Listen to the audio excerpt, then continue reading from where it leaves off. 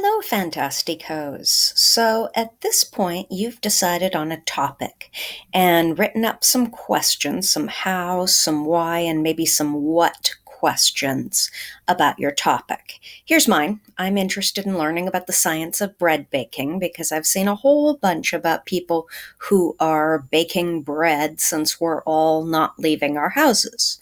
And I have quite a few questions. As you remember, I like to watch the Great British Baking Show, or the Great British Bake Off if you give it its British name. And so I've seen a lot of comments on there about baking bread, and I've baked some very simple breads and pizza doughs, but I don't really know much about the science of bread baking. So I'm going to use the science of bread baking to show you how to take notes and evaluate sources as you're working through your topics. Today's lesson is all about using SQ3R, yes, that old strategy, to do research. We're going to use it slightly differently because we're going to focus on one question at a time.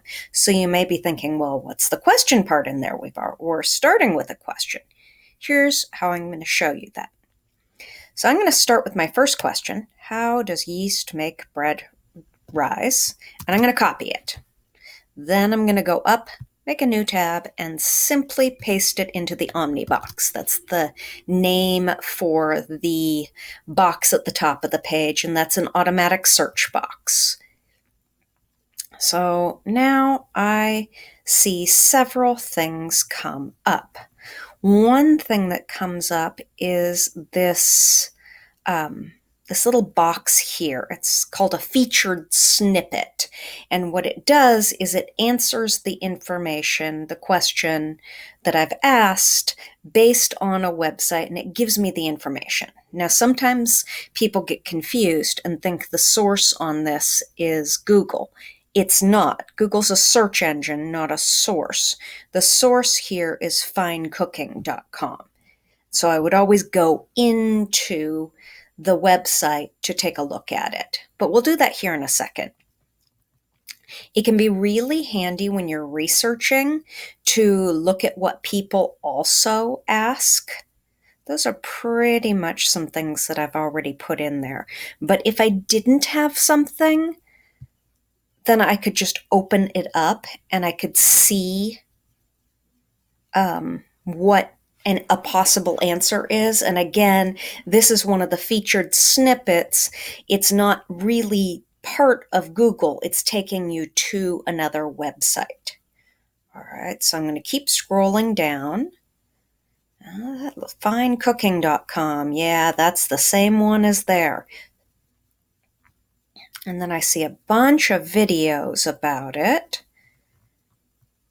I see one that I've accessed before. I can tell because it's purple rather than blue.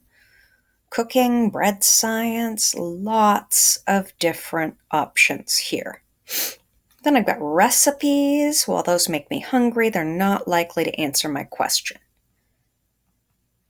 So the survey here in our SQ3R means a couple of different things. The first thing you need to survey is you need to survey through your search results to make sure you're getting sites that are really going to answer your question. I'm going to pick one, and you can just pick the top one. You can scroll down. You can pick whatever. Why does bread dough rise? Well, that one's interesting. It uses the word burps, so that just caught my attention. I just click to go there. Now, notice that replaced my search box. That's kind of annoying because I might want to go to more of those websites. Here's what I can do to make that not happen. I'm going to go back to my search. And that was in here. So I'm going to two-finger tap. It would be a right click on a PC on why does bread dough rise, the link there. That's going to bring up a little menu, and I can click on Open Link in New Tab. And now I can say, okay, I kind of liked this one too. I'm going to open the link in a new tab. All right, I kind of liked this one. Oh, that's the same one. This one, open link in new tab.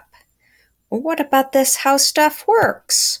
Open link in new tab. That might start talking at me. I might have to stop it. How yeast works in bread. Open link in new tab. Okay, so now I have a whole bunch of sites open here. You don't want to go more than 4 or 5 at a time. They'll really slow down your system, particularly if you have videos. And I'm going to go back to my SQ3R, and now I'm going to apply it to each individual site. So let's start with this one because it's loaded. And I'm going to survey first. I'm just going to zip on through the whole website and see what I can see. Okay, so I recognize the source. We'll talk about sources a little bit more in the next video. I see that there's an actual author. It's telling me what yeast is. It looks to be reasonably well organized. Lots of information here. Okay, so I've surveyed through here. Now I'm going to question. I have a whole series of questions written down here, and I think that this might answer many of those questions. So I'm going to just read through my questions, and I might come up with new questions or even things that I didn't think to question about as I'm going through the website. But I'm reading through my questions just so they're in my head as I'm getting ready to start my research.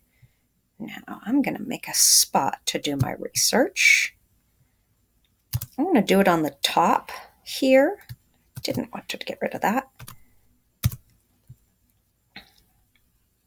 Now put in today's date. It's 5/4.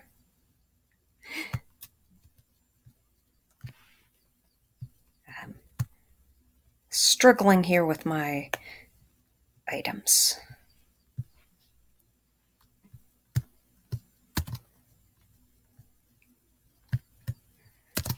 There we go.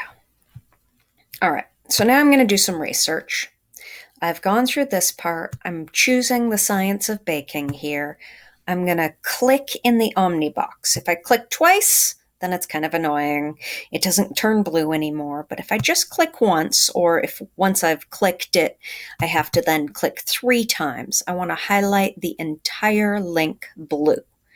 Now, I can either do a 2-finger tap and copy, or as it tells me in this menu, I can hold down the Control key and press C. When I take it back to my document, and I'm going to hold down the Control key and press V, or 2-finger tap and click Paste. All right, so that's my source. Now I'm going to start trying to answer my questions there. So I surveyed, I questioned, now I'm going to read. When I'm reading through a source for research, I'm not necessarily looking for every single word.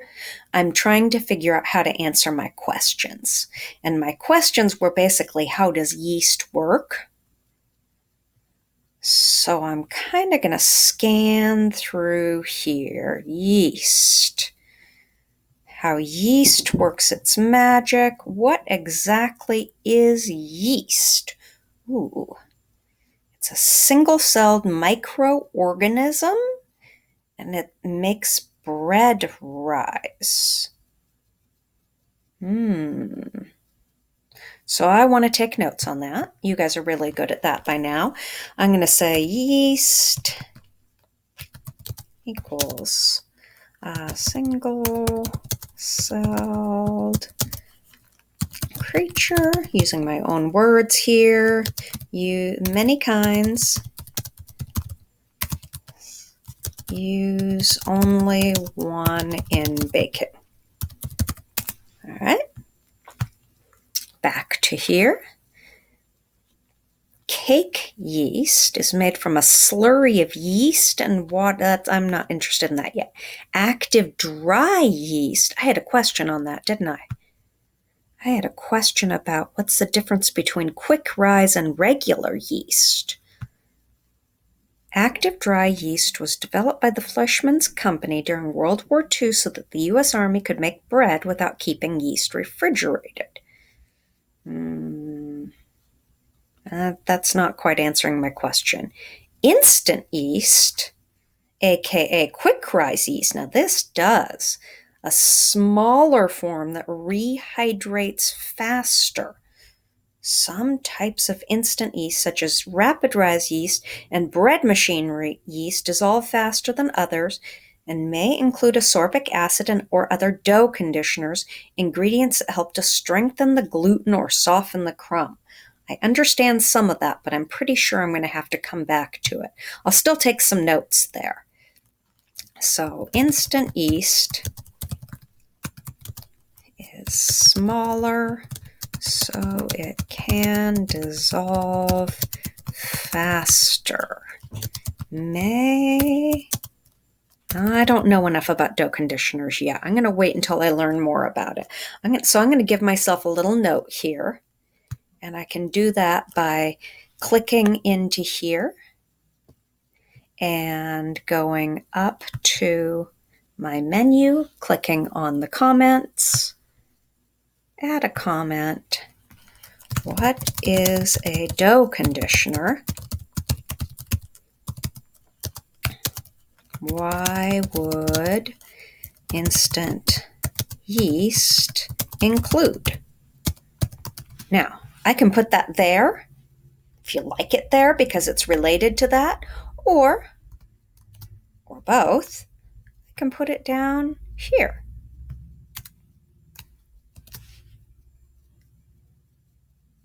So a couple of options there for you. Then I go back. So you can see that I'm doing this read, recite by asking myself, putting it in my own words, reviewing, am I answering my questions? And I would just keep doing that and taking notes in my own words. Make sure you include the date. Make sure you include the URL, Uniform Resource Locator, or also called the web address. If you want to add questions, you can add them in comments, or you can just add them to your question list. Now, it's your turn to pick a question and just start trying to find one source that might help you answer one of your questions and start taking notes on it.